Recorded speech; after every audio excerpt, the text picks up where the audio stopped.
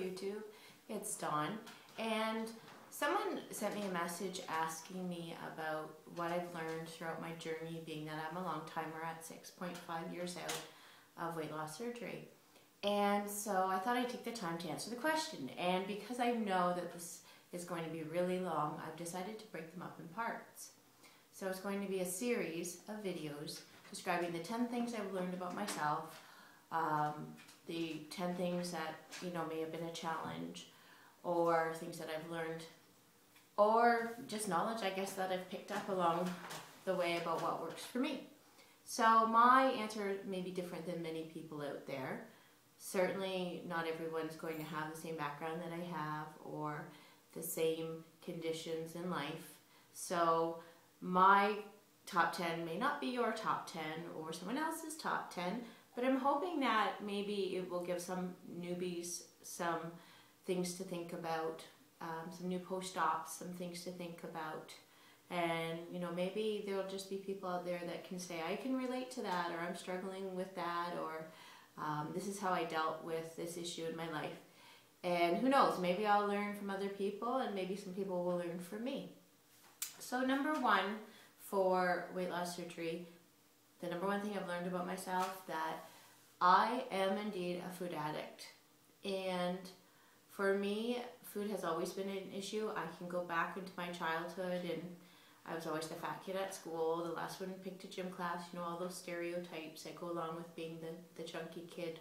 I was kind of quiet, and I wasn't very much an extrovert, so people often teased me, and my childhood was not fabulous. I mean, I had great friends, but there were some rough patches, certainly. But going back to that, I can remember it as a teenager, even my girlfriend and I going to the corner store and buying a single serve bag of chips. And she could always take the bag and have half of it and then, roll it up and clip it and save the other half of chips later.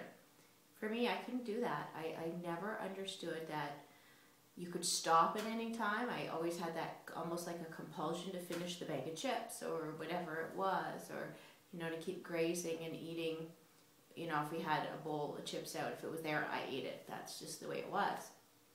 So when I went into surgery, I really didn't think a whole lot about the whole food issue and the underlying issues for obesity. And I guess in some ways that made it a little harder for me. Prior to surgery, you go through all the little hoops that you have to jump through, and I really didn't have a lot to jump through in terms of where I chose to go for surgery. Although my surgical center was great and my surgeon was awesome, Barracks did not really offer a whole lot in the way of comprehensive health care in terms of psychological or social work, examining those issues that made you fat. In fact, my surgeon said, you might want to look into these issues, but I never really had any even testing done in terms of the psychological aspects that go along with an eating disorder. I had an interview with my surgeon, and I guess based on that interview, he felt that it wasn't warranted to pursue anything else, or didn't make me jump through any hoops or get any assessments done, or I guess I wasn't that special in some ways either. I didn't have any, depressive issues or wasn't on any medications. I was pretty cut and dry in terms of surgery. So it wasn't really until after I had my surgery that I started dealing with my eating disorder, and I really wish I'd taken the time to get help previously. Now the great thing is, people that go through Ontario now, like my husband, he has the opportunity to go to social work classes, to see a social worker. But unfortunately, I think it's a hard thing, because I know a lot of people are frustrated with that aspect in Ontario as well. We're just getting started, I guess, in that, and perhaps the social workers aren't taking the right approach for some. Other people find it very helpful. Other people do private therapy. But anyways, going back to that, after surgery, for my first year, things were pretty easy. The size of the pouch, pretty much guaranteed that I could keep my eating disorder at bay. I couldn't graze, certainly. I could only eat a small amount. It was always drinking and eating and drinking and eating, so there was a schedule and routine, and You know, it was very easy that way, but it wasn't until I got somewhere, I think probably about 1.5 to 2 years out, that I started to notice that I was, you know, taking in a little bit more than I needed, and every once in a while I would start to have a binge.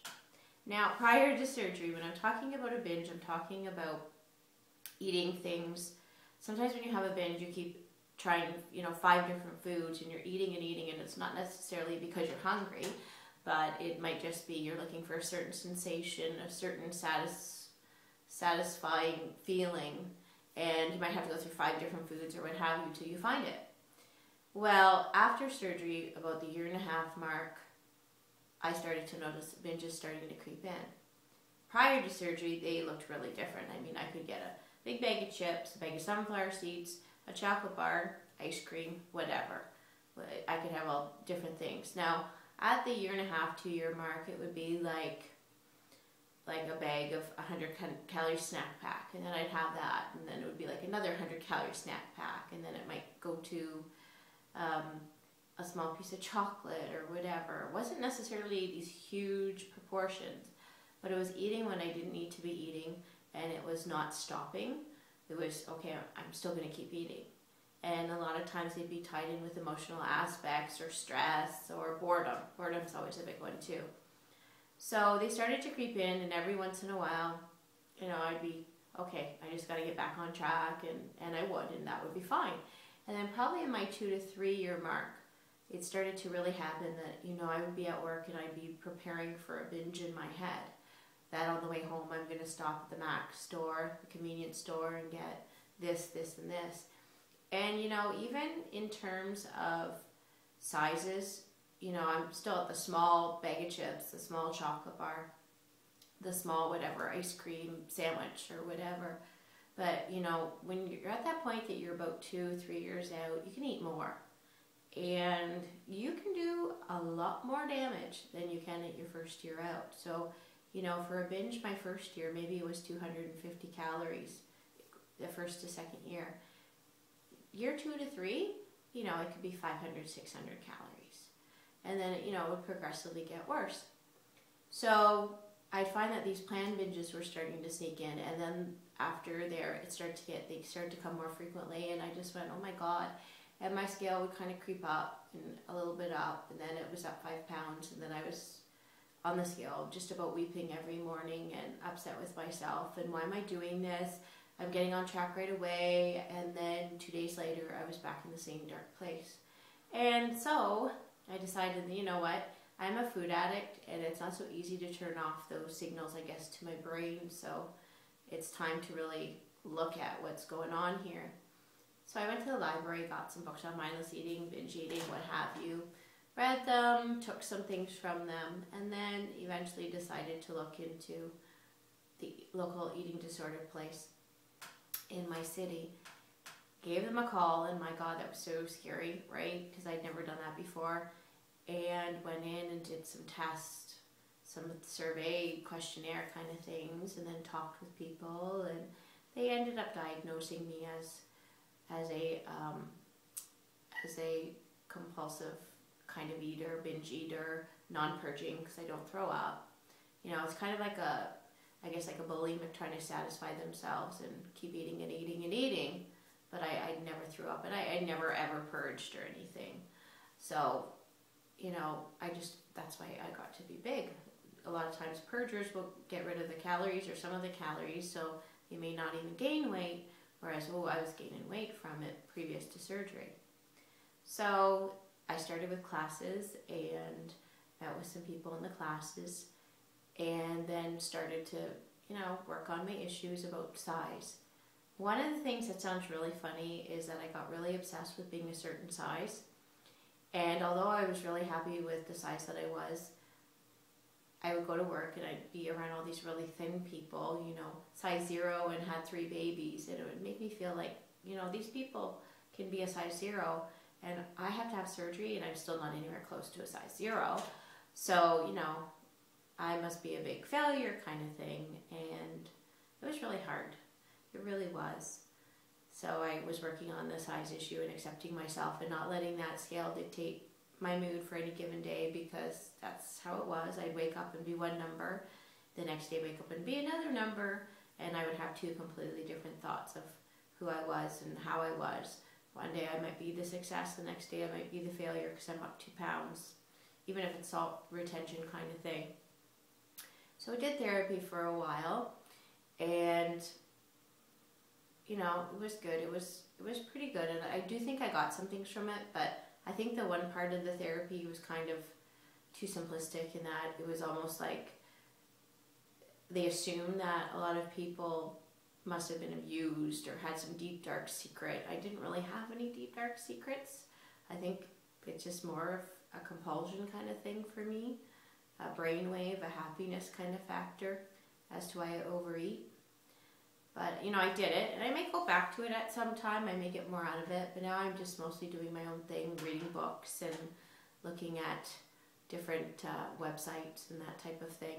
One of the things I really like is Judith Beck, the Diet Solution book, which is wonderful because it's all about the cognitive aspect and using cognitive behavioral therapy to change your thought patterns, because that's really what a lot of it is. It's based on what's going on in the brain.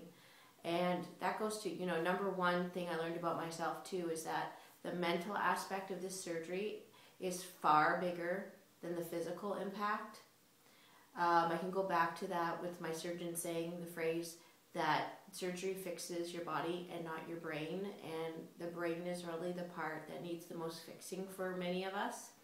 I mean, granted some people gained weight because they had babies or were on medications, but there's a huge part of us, a lot of us, I believe, that, you know, have issues with their brains and emotional eating and boredom eating and that kind of thing, stress and making myself happy because I want it, and the feeling that it gives me after I eat some chocolate or whatever.